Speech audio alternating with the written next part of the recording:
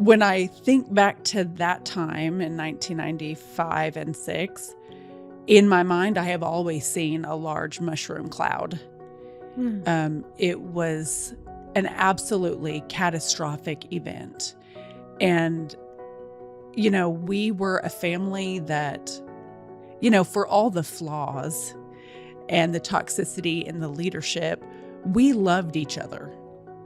I think Dad, through Worldwide, was set up in this position of control, and I don't think that other husbands and fathers reached the level that he did. The World Tomorrow. The Worldwide Church of God presents Herbert W. Armstrong. And I'm here to bring you the truth, because you don't hear this from any other voice. No one else is telling you the things that God is telling you through me. He's speaking through me. The Holy Spirit has been all over me, and it just continues to grow, fill me. I can just feel it charged through me every day, at moments, every day. And God's been speaking directly to me almost all the time. There's just been thousands of things that He has just revealed to me, and some of them are mysteries that we've never known. Those of you that have not surrendered to God to really be obedient to Him, you don't agree very far with me, do you? Of course you don't. You can't. You're carnal-minded, and the carnal mind is enmity against God. The carnal mind is hostile toward God. The Lord let me experience what it is to be a new bride. I'm not worried about what I'm about to say, though it may be graphic. We're coming to the Lord, and if you can take it, beyond the veil is the chamber. That's the wedding chamber. The Lord told me that. So when we're talking about how Dad's control ramped up and then extended into our adulthood, I'm thinking of Sarah and I moving out into an apartment when we were in our early 20s and in college. And when we were moving out, Dad got us together and he said, "You are your sister's keeper, and you are your sister's keeper." And it was really emphasized that we were to keep an eye on one another. And that is what happened. And it was, we were to be an extension of Him. And I thought that way a lot within the church system. And when I would, approach someone about something I thought needed to be addressed, that's what I was thinking, was I need to be an extension of Dad, and I need to do what he would do, and I need to help share the load and whatnot. Anyway, so that's how Dad got us as siblings in ways to control each other and still exert just kind of this weird, unnatural control over another adult, was to say, you should be watching out for her spiritual well-being. And you report back to me if something is untoward, and vice versa. And that's what happened. And it caused problems between she and I at times, because I was supposed to be in line and she felt pressure to keep me in line. And so if I wasn't doing the right things, or I was spending too much time out with friends, or she didn't know where I was in my 20s with my own job in college, my own apartment, it was a problem, because I think in our minds, we had to answer to Dad if something were to happen with one of us, like what happened with you. You get sucked into a relationship with someone worldly or something like that. Mm-hmm. And it's like, people who have experienced gaslighting will know this. At a certain point, you don't even need them to gaslight you, because you do it on your own. And if you're in a group like we were, we did it to each other. Mm-hmm. And that's kind of how this system morphed into we were just kids. We just did what he said. But then at a certain point, we really got on board with the program and we did what he would do or would have wanted us to do, even when he wasn't around or wouldn't hear about it. And so we felt pressure to report on one another and, basically tattletale things that we knew he wouldn't approve of because eternity was on the line. And it was such an incredible amount of pressure, especially when you're a young person and you're just trying to figure things out and your direction in life and what you should do. You're also then worried. You're saddled with this burden of looking out. And in this case, for other adults, it just created this really weird situation where we couldn't, while we so loved each other, there could not possibly be complete trust because we knew that ultimately our loyalty was to Dad and to the system that he created. And so, I think we wanted to trust each other. And there certainly was a level of that. I mean, I know you felt safe sharing things with me that you knew I wouldn't run to Dad, but to a point, yeah. But like you said, it wasn't like you viewed your siblings like they were out to get you, but you knew in the end, like it'll be up to their discretion whether they're gonna, whether they think something meets the threshold that they need to share it. Exactly. And then you could be in some real trouble. You don't know how bad. So there was always that, which I think was just kind of by design. Yeah, it was an erosion of trust towards anyone else that wasn't him. Yes. I was thinking about our childhoods and how, yes, we would say that we were close. However, we were very alone in what we were experiencing as a collective because we weren't discussing any points of abuse with each other. If one of us got a really harsh spanking, it's even if we're sharing the same bedroom and we come from that spanking to our bedroom, we're not talking about it with each other. We're not commiserating. We already know that we're not supposed to do that. And that's a punishable offense. And I think that's before it was even more of this police state that he kind of ushered in, of being your sister or brother's keeper. Even when we were growing up, there was some kind of boundary that we just never crossed with each other. Wouldn't you guys say? When you got married, somehow Dad convinced Mom. She did not, agree fully with what Dad did. She told me she wanted you to be happy. Yeah. That's what she wanted. And she would have supported you. And I don't know how long it took him. I wouldn't imagine long for him to kind of wear her down. Yeah. To where she would then just nod in agreement with what he said. And then, of course, when the deep, dark, evil message came through and the prophecy and the vision, it was over. She was fully invested in this, what he had spun to her, and was terrified for you and just was absolutely ill. Thought that you were doomed. That's the word she used.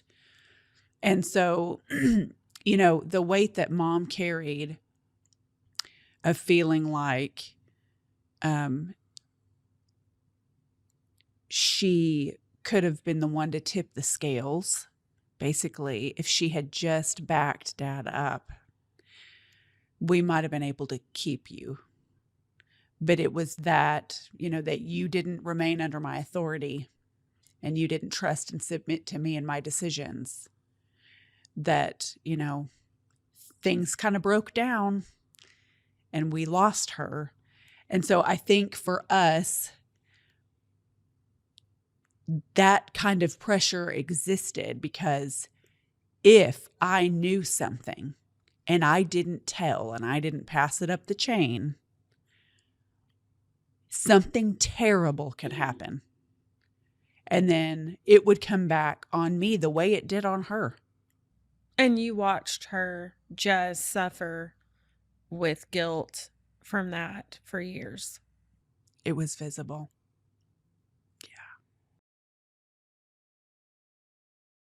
And what's interesting is that when the whole message with me happened and I came to the house, it was Mom who was beside herself, just shaking, crying, desperately wanting me to stay because she also believed maybe that was my only chance at redemption.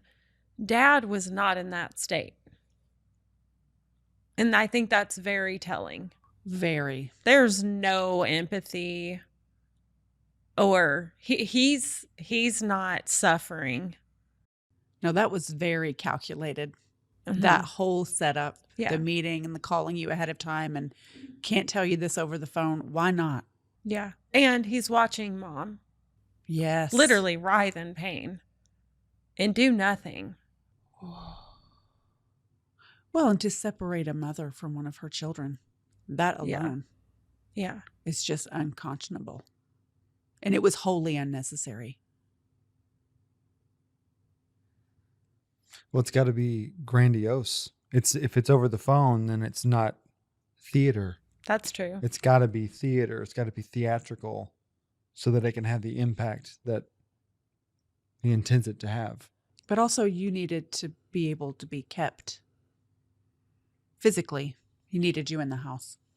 Yeah, and I think that's why he just flashed that look Yep. of anger at me, you know, when he realized Kurt was there. Mm-hmm. And he just had that, like, I know both of you know exactly the look, and it's hard to Yep. describe, but it's just that little, like, spark in his eye Oh, yes. that's like, oh, you think you're smart? Like, you shouldn't have crossed me. Like, That's right. You know, Dad, I don't know. I really can't speak to how, like, the method he used to get Mom to this place of extreme guilt and, you know, this feeling of responsibility that she had failed you. And subsequently the whole rest of us, you know. But it did happen. And I know I don't believe that Mom came up with that on her own. You know, she was completely consumed with guilt and regret. And she was devastated at the loss of you. And, you know, the fact that your life was happening and we were missing it. You know, to be a young woman and having children without your mom. Every new mom needs their mom. yeah. I mean, and, you know, she knew, like, you have these beautiful children. We don't know them. It was just unthinkable. And rather than assigning the blame where it belonged, you know, we were taught that Dad was just this special figure, chosen, you know, authority. And so we were in the wrong. However it worked, we couldn't draw you a map, but we knew we were wrong. And Mom knew I messed this up somehow. You know, I was too easy on her and I, you know, just gave in. And so, you know, she was crushed with guilt. And, you know, there was this specific evening of worship at our house. And I looked right at her and I saw this look on her face. And I don't know if I can describe it very well, but it was just, she looked pained, and I knew that she was experiencing some emotional anguish. And I didn't know what it was related to, but that is the actual night that after all the music, people were supposed to just find a spot on the floor to pray for a long time. And Dad found his way over to Mom, and he laid hands on her head, and he said that God was doing something and touching her and delivering her from this state that she was in.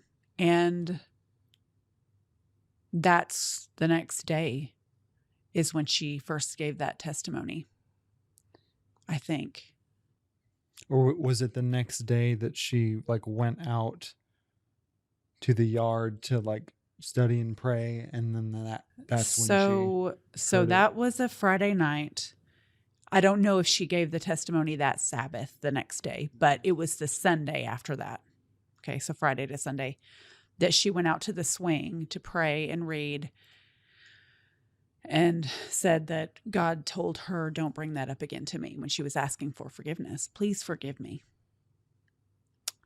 And that was really, it's difficult to explain or even understand how things could be so distorted and twisted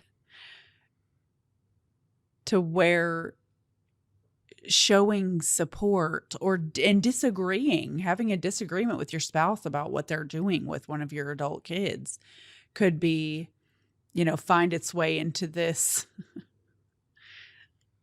narrative. But that is what happened. And I think sometimes, not often, but sometimes Dad felt like the less I say, the better, because he didn't want it coming back on him, and he would make his opinion known in other ways. He would do the silent treatment a lot, and he would not speak to Mom, I know, for months at a time, besides maybe like absolutely necessary communication. And so no one can withstand that. Mm-mm. And, what's at stake also there is that the rest of us kids are loyal to Dad. And also, did he not use Mom also to keep everyone in line? Like, this is so hard for me watching her go through this pain of loss from Ashley. In other words, you better stay in line because you yeah, don't want to cause Mom this again. definitely. And that was what was happening when he called me that day. I had been seeing Brian, and he called me into a meeting about it and told me to end it. And then somehow, I'm about to leave to go back to my apartment. I am crushed. And he says, "You want to stay for dinner?" And I said, "No, thanks." And I went out the door, and I got just to my apartment and into my room, which is, not 10 minutes away, I don't think. And my phone rang, and he said something like, "I didn't feel real good about the way you left.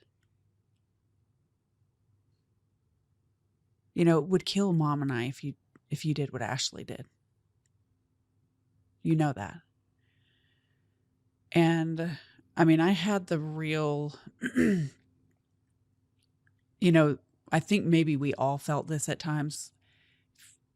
And it is common in teenagers and young adults, especially those that have overbearing parents, but you feel suffocated.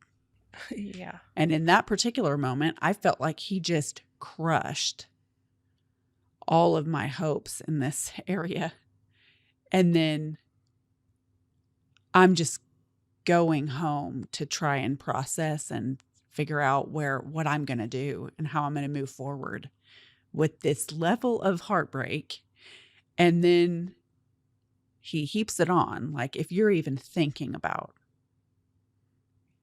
doing what Ashley did, pursuing a relationship outside of my... Because, like Maddie said, it is tied in with your eternity. And so when the stakes are that high. Yeah. Yeah. I think Mom was the perfect personality, target for someone like Dad. Because she would do what was required of her, and was already just agreeable and passive. And I think also she was susceptible to Dad playing the victim. She doesn't want to ever see him in pain or in a vulnerable state. It would impact her in big ways. There was that time when Dad decided arbitrarily that we should start visiting Grandma and Granddad again. And so he told her, it's time for you to reconnect with your parents. And so we did.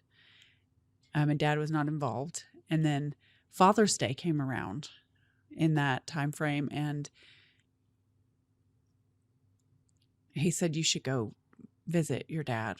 You should take the kids and visit him on Father's Day. So we did. And I just remember that it was a great day. We loved being with them. They were happy. That's my recollection of it, was that it was a lot of fun. We were at their house, and it had been a long time, and it was a really good day. And we didn't come home until, maybe the sun had gone down. Yeah, I I don't think so. know. But we tried to do our Father's Day tradition with Dad, with gifts. And he was like, a pouting toddler. And he would not allow us to give him gifts or celebrate him. He was so offended. And I recall going upstairs with Mom and making their bed with her, and her crying and saying, we heard him. We heard him. Because we should have known what the curfew was. The curfew that didn't exist. You should have known to come back Should by have this time. anticipated his needs. That's exactly. And also, this well, Dad would have delayed reactions. So he would say yes to something, or, yeah, go ahead and do that. But when it came down to it, and it could happen quick, but often it was like the next day or the day after that, it was a different story. Mm-hmm. And I think sometimes things would seem like a good idea in his head, but when it came down to it, he really didn't want to let go as much as he was going to let go. And a thing like that, like, I want you guys doting on me all day. I don't really actually want this. And then, as the hours passed, I assume he became more and more upset that we weren't back. And so Mom is super empathetic. Very much. We know that you can make Mom cry. Just like that. She's just right on the edge. Her emotions are very close to the surface.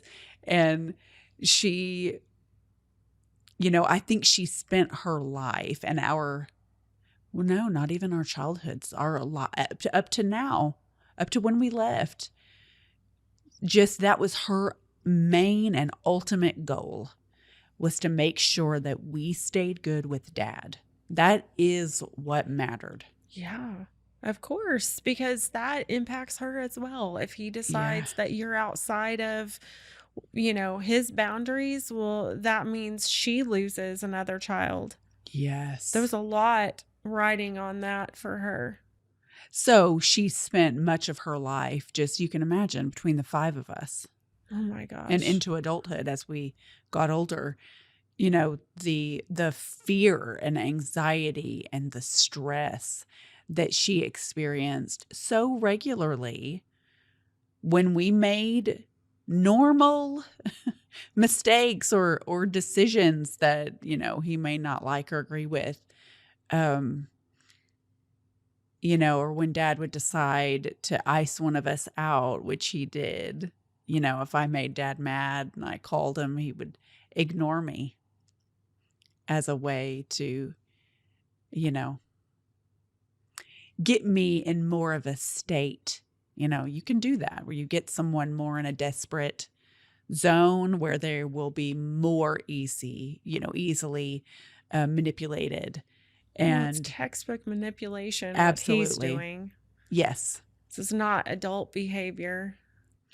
No. And so mom felt, I think, well, she was trapped. Like there was just no easy or simple way out of this No. for her.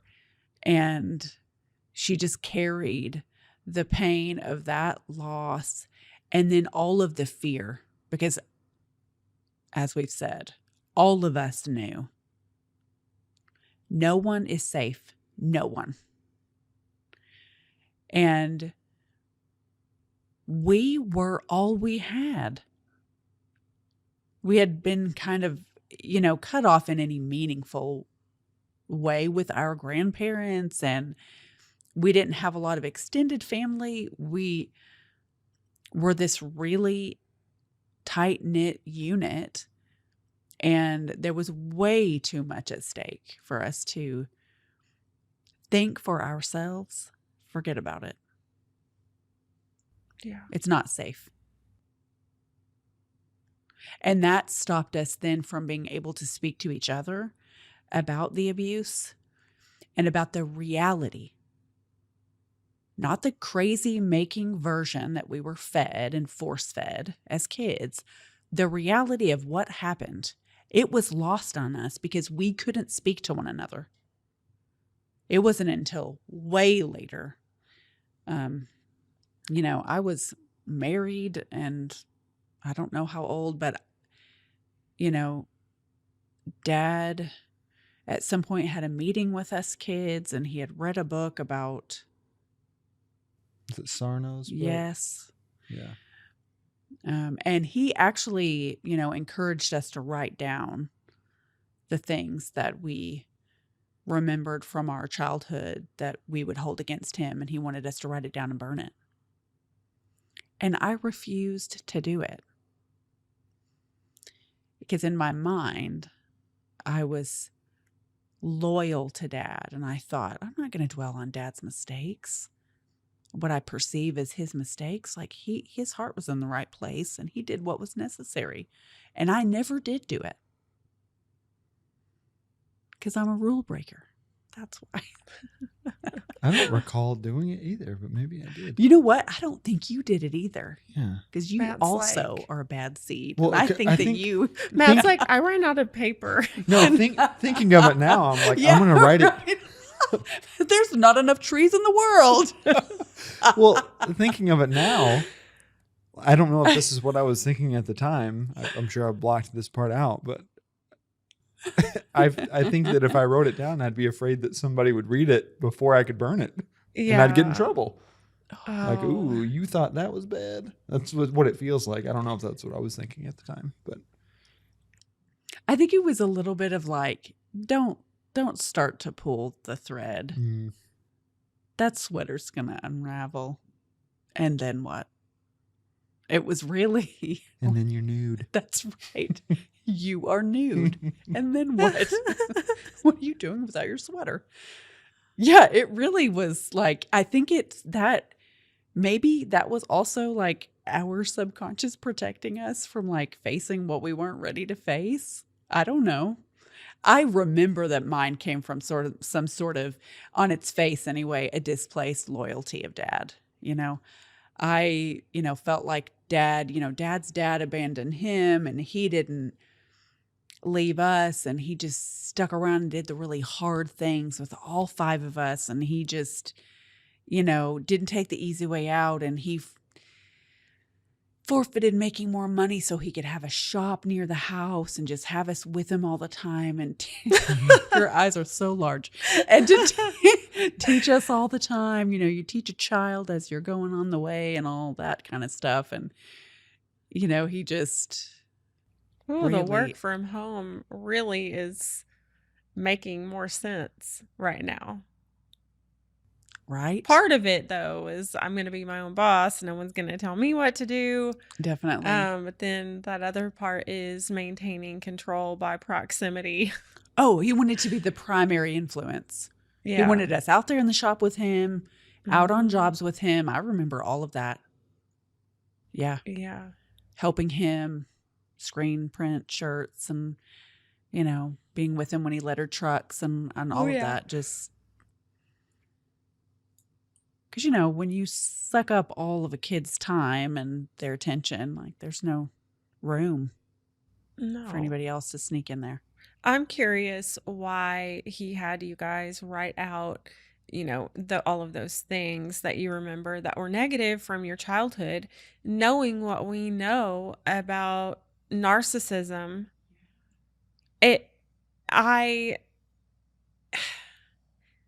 I have to look at, okay, what was the angle? How Yeah. would he benefit from this? You can't give him the benefit of the doubt.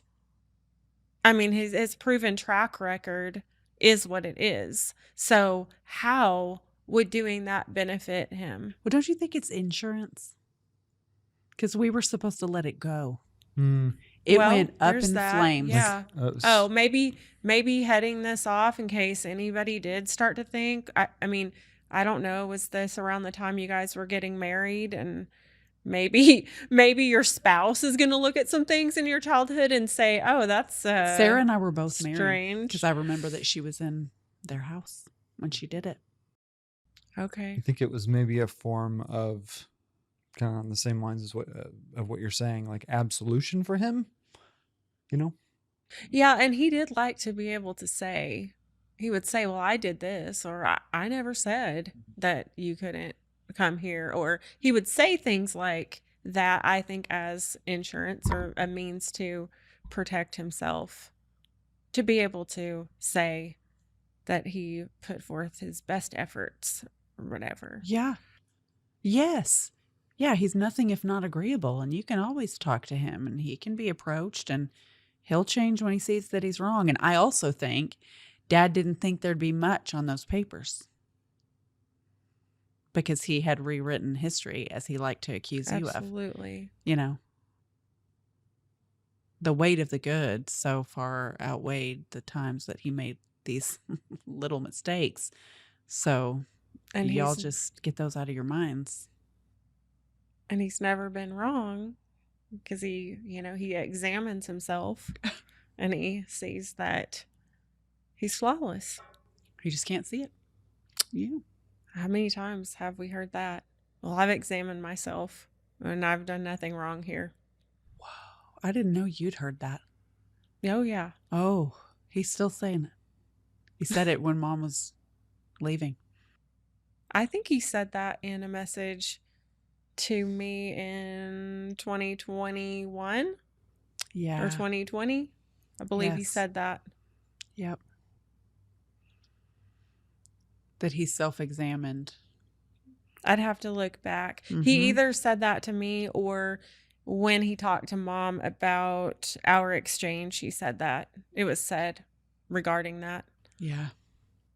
Because I had said, that he was brutal with me. And this, I think, is before Mom left. And he told her, well, Ashley said I was brutal, but like I did what I needed to do. And then it's like, I examined myself. Oh, well, there we go. Case That's all closed. That's right. That's all you need. Because if I can't see it, it doesn't exist. If I can't see it, no one can. But the whole concept of, well, we'll just have to agree to disagree on this, like, that has never ever happened once with him, not once. No. But that is We'll just have to agree that you're in the grip of Satan himself and move on. And we'll work it out in the kingdom. we will. Now that needs to be a podcast title. We'll work it out in the Yes. kingdom. Yeah. He did not say that. No, he That's didn't. something that you No. guys. He did Bogarted. too.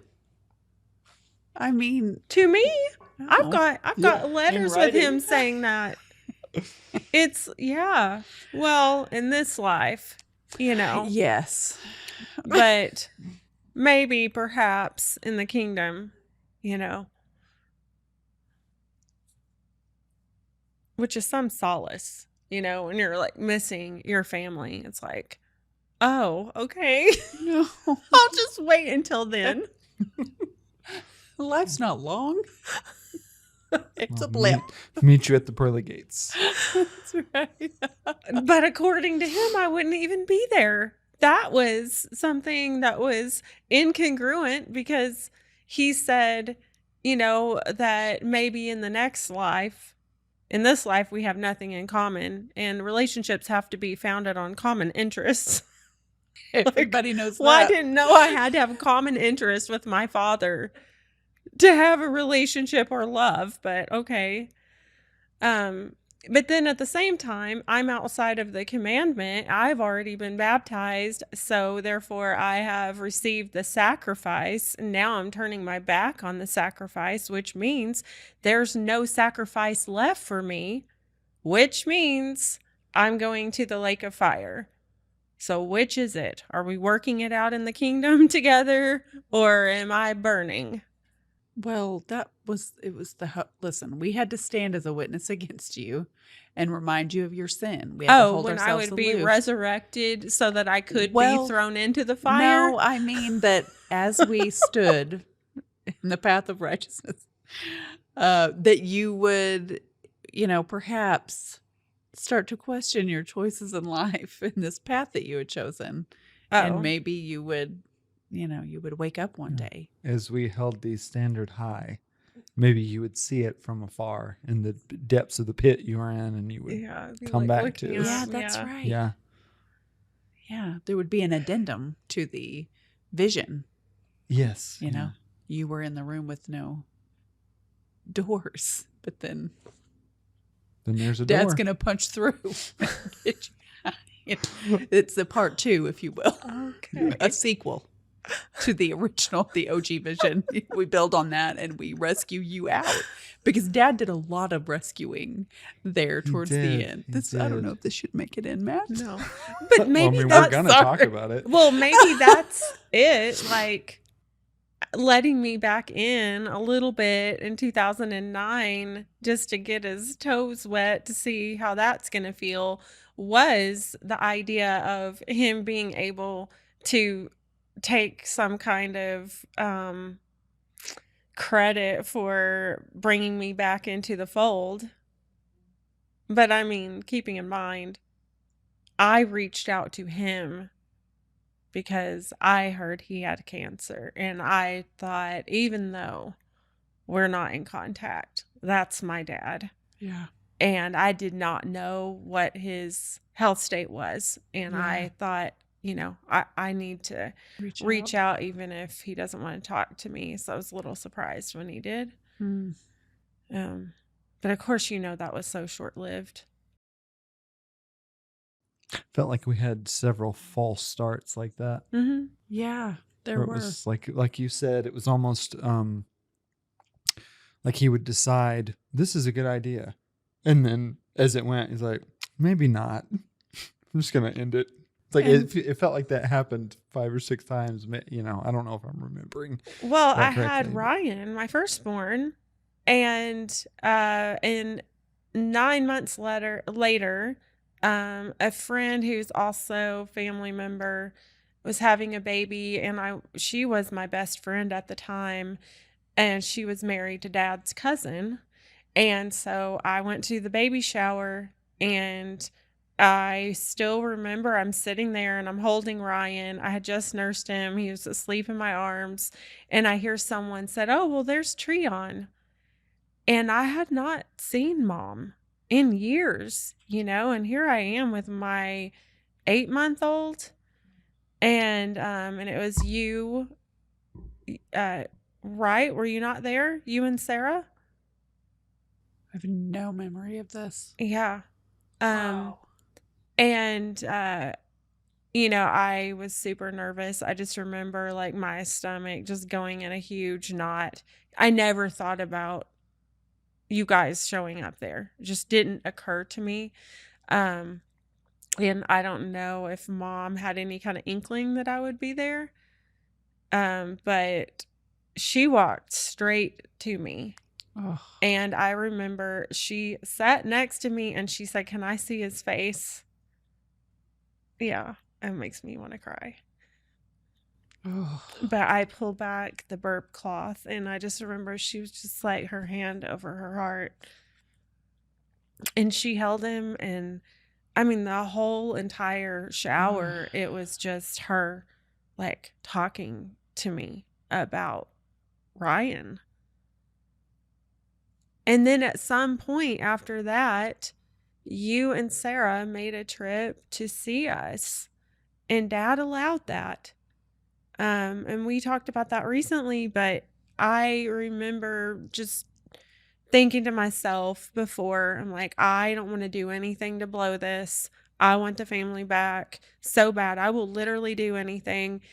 I obviously thought Dad, was really treating me and the rest of the family poorly, but there was no way on earth I was going to say that or let anyone know that I thought that, because I knew that would be immediate termination of this new connection.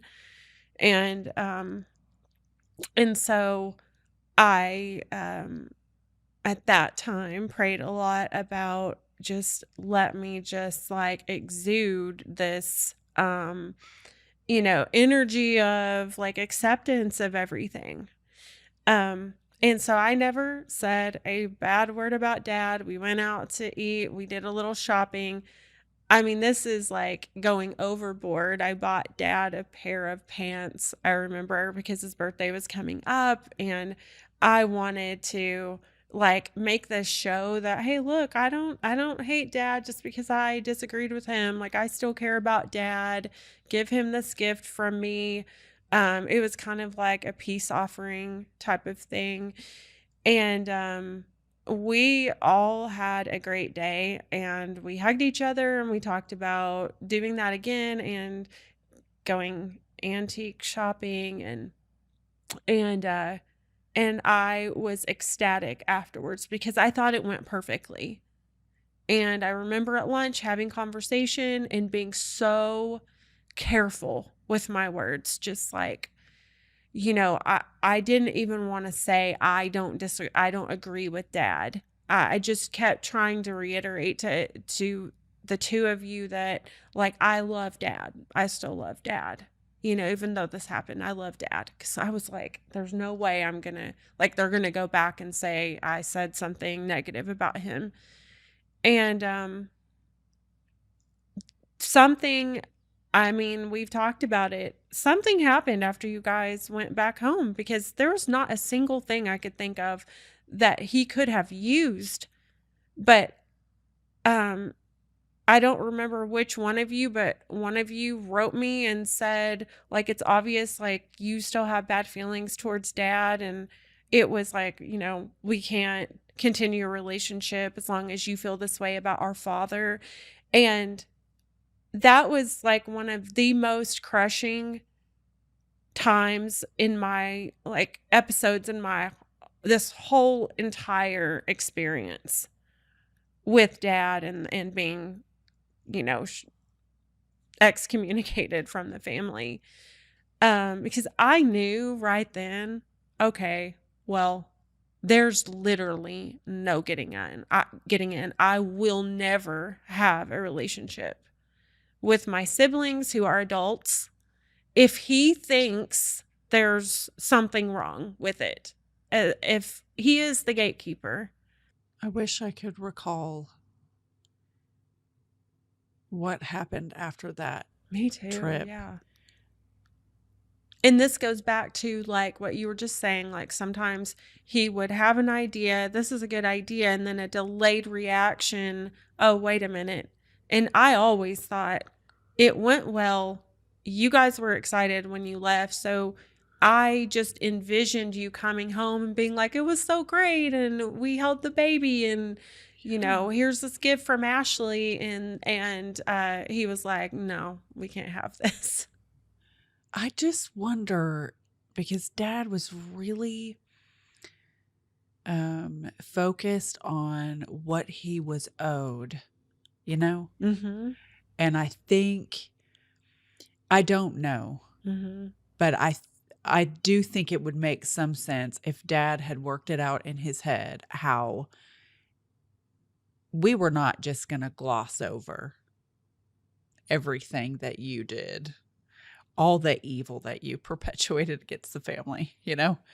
Like, you're not going to just get to slip in and see the girls and like be back a part of the family. Dad liked shows of repentance. Oh, yeah. You know, I think, Yeah. was it written to you that you were going to crawl back on your knees? I don't remember. That's familiar. Ashley's going to need to come back here on her knees. And so it was never going to go like that, where we just even silently agreed to disagree to keep the peace and have a relationship. No way. I think maybe when he saw, maybe he expected us to try and hash it out with you and get to the bottom of what was going on and then get you to, you know, do what you needed to do. I don't know, but I know it was never going to be easy like that. You had to make a public show of your deep repentance and ask his forgiveness for, like, you know, dishonoring your father and, you know. He never was clear on what repentance to him looked like, which again, we're talking about vague statements, because I got letter after letter with him saying that I still haven't repented. And I became so angry by that after probably 3 years went by. You know, I'm like, what do you want me to do? What does that mean? I've told you I'm sorry for everything I can think of that I've ever done wrong. What else do I need to do? There wasn't anything for me to do except for to come back under his submission. That's it. And so but he wouldn't actually say it that way. And so that's why he just kept saying, like a broken record, you still have to repent. You've never repented. And I'm like, what the hell does that mean? Because in our world, repentance was not a private exchange Right. between Not you between and you. God. Mm-mm. Absolutely not. That was irrelevant. He would never know if you did that or not. He would be satisfied with you groveling at his feet, which I did many times. Mhm. I just remember feeling so burned by him. I hated myself a little bit. I was just like, how did I let this happen to me a second time? How did I give him the power to take all of my dreams and crush them again? You know, like and I did kind of harden myself a little after that. And I was so scared when we started having a little bit of contact in 2009. Yeah. It's hard to think about all those times. I think cult leaders generally, probably, but also narcissistic leaders, they're good at kind of zeroing in on what someone can do for them, what kind of supply you can give to them. And in our family, we were like a bunch of little soldiers in a way. And dad ran a tight ship, and mom was there to wait on him hand and foot, make coffee, run errands, keep the house, do all the meet all of our basic needs as kids, that kind of thing. And he was there to teach the big lessons. And, I was the third child, and I was also the third girl. And without specific details of memories, I just sort of felt like, I think they would call it the invisible child. But I was also a problem. And so I needed to be separated a lot. And, I think dad resented that he had to discipline me and I didn't just fall in line, maybe like Sarah did, who was my, right next to me in age. But I feel like dad had a way of harnessing even what he would view as a difficult quality in a kid or a person like myself. And so, I know that he liked that you attracted people specifically, Ash, and that, you were social and athletic and beautiful, and people were drawn to you. And that's useful to the narcissist. And, um, and for me, I think dad at a certain point used me to counsel people. He trusted me, he said, to counsel people. He trusted that I was going to toe the line. Like I was going to do exactly what he would have had me do. I was going to back him up 100%. And as you said, he thought he had you in the bag. Dad knew he had me in his back pocket. There was a point where he did not worry about me. I was desperate to be special and important and needed by him and to have his gaze on me. And so, I think they know that kind of stuff about people. And he picked up on that. And then when I could give him a grandchild, forget about it. I had this thing that he wanted. I gave it to him, and I'm like, here she is. And I would, bring her to him like most days of the week, to see and play with. And our sister Sarah sang, and she really worked on her vocals, and she was useful to dad in that way because he would put her up on that stage. That's what he told me when I was planning my wedding. He called me and he said, I want this to be a spiritual affair, and let me tell you how this is going to go. And I want Sarah to sing, and I want her to sing this song, and I want people to come. I want it to be a ministry opportunity. And I was so overjoyed that he was going to let me get married to this man that I loved, that it did not matter to me what kind of circus he wanted. I was just happy that he was saying yes. And, Michael was a good speaker, and he also, followed in dad's footsteps with the business, and, firstborn son, very proud. Very steady person. Very. And just generally so kind and wonderful. And somehow I don't have specific memories of when you were very small of how dad's treatment of you, Matt, but I think that you somehow were our scapegoat after Ashley was scapegoated in a way. And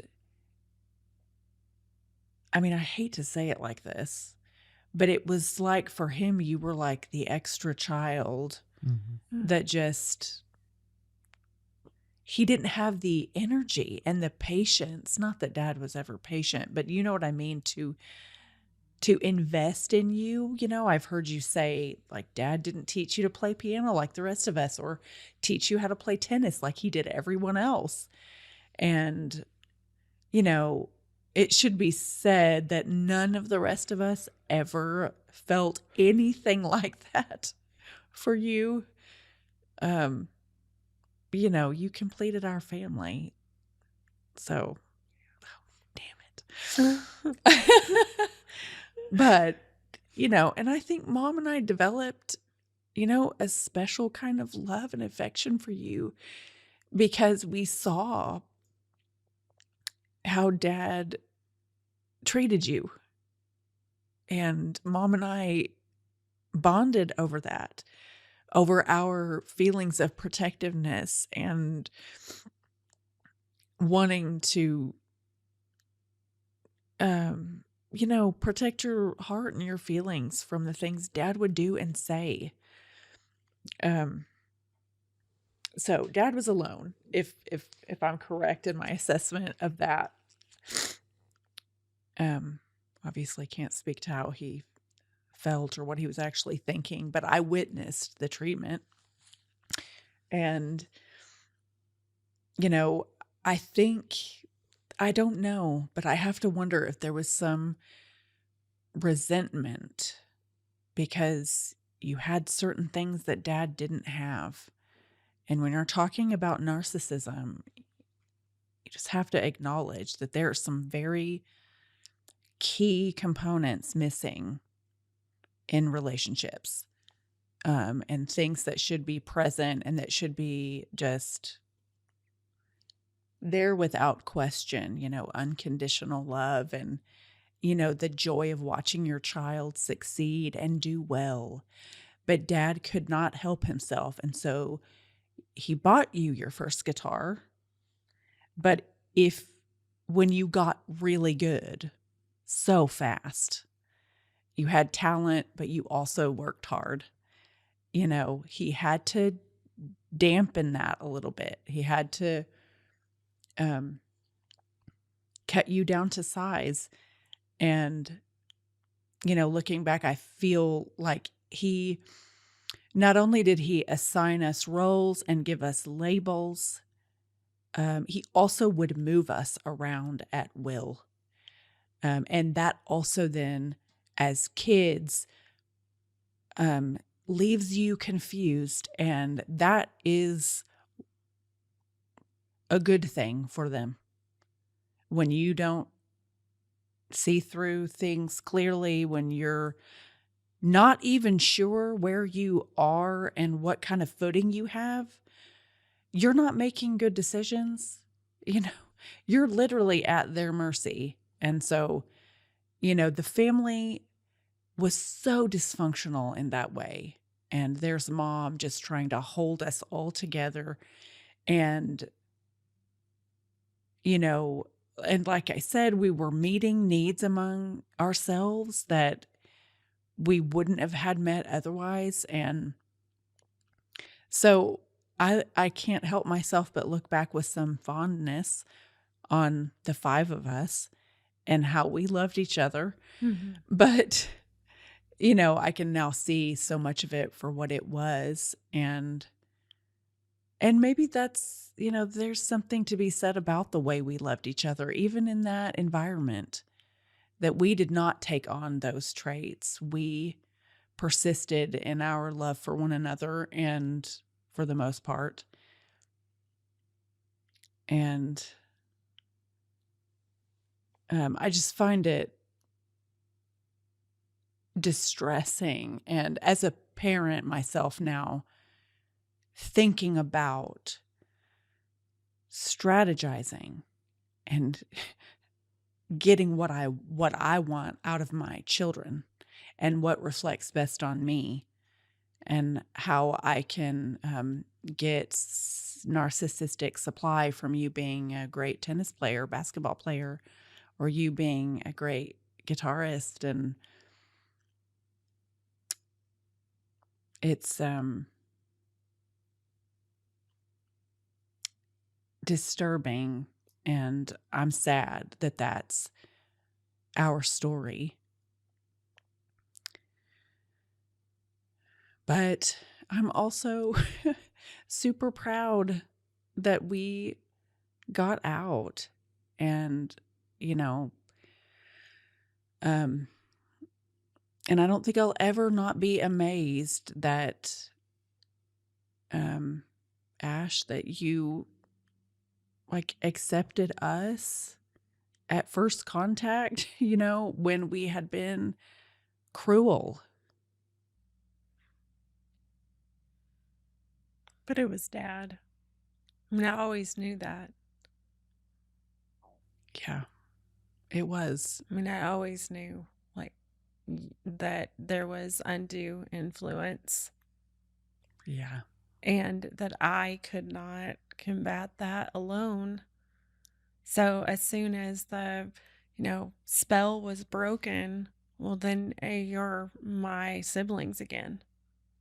That is what it was like. Yeah. Mm-hmm. The spell. Yeah.